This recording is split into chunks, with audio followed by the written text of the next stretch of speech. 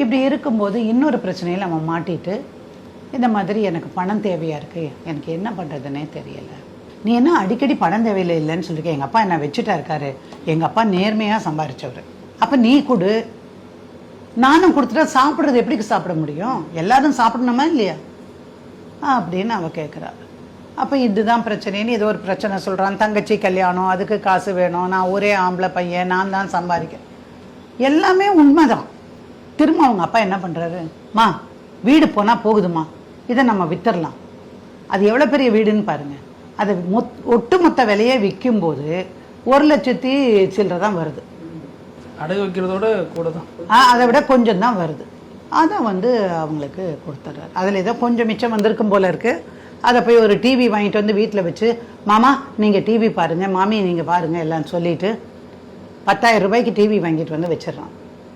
மிச்சத்தை கொடு, நான் வேறு செலவுக்கு வச்சுக்கிறேன்னு அதையும் வாங்கிட்டு போயிட்டாங்க. ஸோ அதுக்கப்புறம் தான் பார்க்குறேன் அவங்ககிட்ட ரொம்ப சேஞ்சஸ் இருக்குது. முதல்ல கல்யாணம் ஆன புதுசில் இருந்த காதல் கிடையாது, தேடி தேடி வருவது கிடையாது, பெரும்பாலும் வெளியவே இருக்கிற மாதிரியான ஒரு சூழல் அவளுக்கு சந்தேகத்தை உருவாக்குது.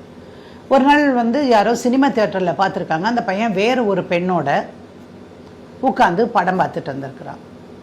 அப்புறம் இவங்க சொன்னதுக்கு அப்புறமா, என்ன அவரை காணா உங்களை காணா, அவர் யாரோட உட்காந்துட்டு இருந்தேன், கொளுத்தி போடுறதுக்குன்னே நிறைய பேர் இருப்பாங்க, சும்மாவே கொளுத்துவானுங்க, இது நிஜம்னு தெரிஞ்சா சும்மா விடுவானா சொல்லியிருக்கேன். இவ கேட்டிருக்கா, இல்லை அவங்க ஒரு பெரிய கம்பெனி ஒன்று வச்சுருக்குறாங்க, நான் இந்த வேலை மாதிரி அந்த வேலைக்கு போகணும்னு நினச்சிட்ருக்கிறேன், அங்கே போனால் எனக்கு இன்னைக்கு கொஞ்சம் சம்பளம் வரும், அதுக்கு எதுக்கு நீ சினிமா தேட்டருக்கு போன, நீ போகிறவன் அவங்க ஆஃபீஸில் உட்காந்து வேலை செஞ்சு பார்க்கணும், நீயும் அவனும் சினிமாவுக்கு எதுக்கு போகிறது, இல்லை அந்த படத்தில் ஒரு பர்டிகுலர் விளம்பரம் வருதா மாதிரி பண்ணியிருக்காங்களா அந்த படத்தில், அது அந்த அம்மா பார்க்கணுன்னு நினச்சாங்க, அந்த மேடம், அம்மா இல்லை மேடம் பார்க்கணுன்னாங்க, அதனால் வா பார்க்க போகலாம் அப்படின்னு சொல்லி கூப்பிட்டாங்க, அதுதான் நான் போனேன். சே இதுக்கு தானே நம்ம புருஷன் போயிருக்கான் அப்படின்னு அவன் நினச்சிட்டான். அப்புறம் கொஞ்ச நாள் கழித்து பார்த்தாக்கா வேலைக்கே வர்றதில்லையா, டன்லப்போ தானே அவன் வேலை பார்த்துட்டு இருந்தது, அங்கே வர்றதில்லை. அப்புறம் வீட்டுக்கும் சரியாக வர்றதே இல்லை, குழந்தை பிறக்குது, குழந்தை பிறந்தாலும் அந்த குழந்தைய பார்க்குறதுக்கு கூட வரலாமல் 4-5 நாள் கழித்து வரான். இல்லை என்ன டூருக்கு அனுப்பிட்டாங்க எங்கள் மேடம்.